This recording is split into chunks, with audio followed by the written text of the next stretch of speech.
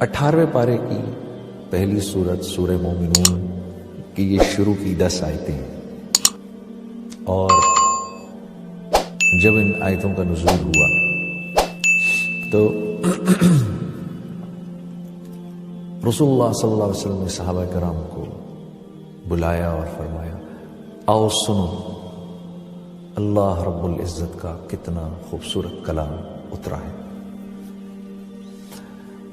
और इब्न कसीर लिखते हैं अपनी तफसीर में कि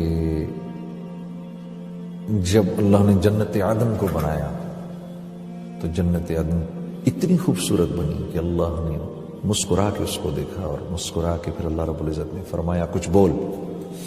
तो जन्नत आदम ने ये 10 आयतें पढ़ी अल्लाह के सामने, क़द अफ़लहल मुमिनून से हुम फ़ीहा ख़ालिदून तक। और कुछ हमारे जो मुफस्सिरीन हैं वो ये भी लिखते हैं कि इन आयतों में दरअसल अल्लाह रब्बुल इज़्ज़त ने सहाबाए कराम रिज़वानुल्लाह अलैहिम अजमईन की सिफ़ात बयान की हैं कि सहाबाए कराम ऐसे। तो कितने खुशकिस्मत हैं वो लोग जो जिनमें ये सिफ़ात होंगी, जिन सिफ़ात का अल्लाह रब्बुल इज़्ज़त ने ज़िक्र किया है, क्योंकि इंसानी फितरत है, इंसान कामयाब होना चाहता है। We all want to be successful. अल्लाह ने क्योंकि हमारी फितरत बनाई है तो अल्लाह हमारी फितरत को जानते भी हैं, तो खुद ही अल्लाह रब्बुल इज़्ज़त हमारे सवाल करने से पहले फरमा रहे हैं कि भाई मोमिनीन कामयाब हो गए। या अल्लाह मोमिनीन, अच्छा कामयाबी का दारो मदार जो होता है ना वो हसब नसब पर नहीं होता, कामयाबी का दारो मदार होता है सिफात पर। मैं एक डॉक्टर का बेटा बन के ये कहूं कि मैं भी डॉक्टर हूं, ये नहीं हो सकता। डॉक्टर बनने के लिए मुझे डॉक्टर्स की मेहनत करनी पड़ेगी, फिर डॉक्टर्स की सिफात, उनकी नॉलेज मेरी जिंदगी में आएंगी, चाहे मैं किसान का लड़का ही क्यों ना हूं। तो अल्लाह रब्बुल इज़्ज़त भी यही फरमा रहे हैं कि कामयाब हो गए मोमिनीन। इस वजह से नहीं कि एक मोमिन जो है वो एक दूसरे मोमिन की औलाद है, बल्कि अल्लाह ने उन सिफात का जिक्र फरमाया आगे जिनकी बुनियाद पर एक मोमिन कामयाब होता है।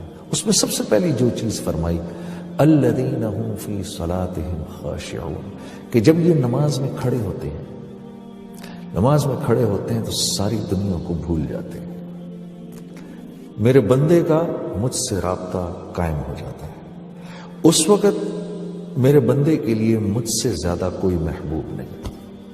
और एक रवायत में ऐसे भी आता है कि जब आदमी अल्लाह अकबर करके खड़ा होता है तो अल्लाह रब्बुल इज़्ज़त की करीम ज़ात इंसान के सामने ऐसे आके खड़ी हो जाती है, और एक फरिश्ता इधर खड़ा होके इंसान को कान में कहता है, अगर तू इस वक्त देख ले कि तेरे सामने कौन सी ज़ात खड़ी है तो क़यामत तक तू सलाम ना फेरे, अगर इतनी जिंदगी मिले तो। अल्लाह पाक फरमा रहे मेरे बंदे जब मेरे सामने खड़े होते हैं सारी कायनात इनको भूल जाती है। अच्छा, खुशू व खुजू, मैं एक दफ़ा हमारे बड़े बुजुर्ग हैं निज़ामुद्दीन के मौलाना साद साहब दामद बरकातुहू, उनका बयान सुन रहा था तो मौलाना साद साहब फरमाते हैं कि खुशू से मुराद ये है कि आदमी अल्लाह के सामने खड़ा है, फिर ख्याल इधर उधर गया, फौरन उसको वापस ले आया कि नहीं मैं अल्लाह के सामने खड़ा हूं। क्योंकि हर वक्त ध्यान ये रहे कि मैं अल्लाह के सामने खड़ा हूं, ये तो एक एहसान की लेवल है, अल्लाह वो हमें नसीब करे।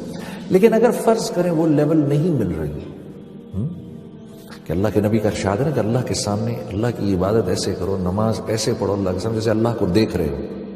अगर ये नहीं कर सकते तो कम से कम इतना करो कि जैसे अल्लाह रब्बुल इज़्ज़त तुम्हें देख रहे हैं। तो मैं मौलाना साद साहब का एक बयान सुन रहा हूं, उसमें मौलाना फरमा रहे कि खुशू और खुजू से मुराद क्या हुई कि अल्लाह के सामने खड़े और ध्यान इधर उधर गया, फौरन ध्यान को वापस ले आए कि नहीं मैं अल्लाह के सामने खड़ा, तो अपने आप को मरकूज कर दिया। हाँ, वरना तो अल्लाह के नबी का जो इरशाद है, जो एहसान का दर्जा है, अल्लाह वो हम सबको नसीब फरमाए कि अल्लाह की इबादत ऐसे करो जैसे अल्लाह को देख रहे हो। अगर वैसे नहीं कर सकते तो फिर ऐसे करो जैसे अल्लाह रब्बुल इज़्ज़त तुम्हें देख रहे हो। तो कम से कम दर्जे में हम यहां तक पहुंचे। फिर अल्लाह ने चाहा, अल्लाह से दुआ करो, ए अल्लाह جیسے اللہ کے نبی صلی اللہ علیہ وسلم فرمایا کرتے تھے کہ نماز میری آنکھوں کی ٹھنڈک ہے، اللہ نماز کو ہماری آنکھوں کی جو کچھ سناتا ہے اللہ اس پر عمل کرنے والا اور آگے لوگوں تک پہنچانے والا بنائے۔ مزید اصلاحی بیانات کے لیے ہمارا یوٹیوب چینل ایمان و یقین کو سبسکرائب کریں۔ جزاک اللہ۔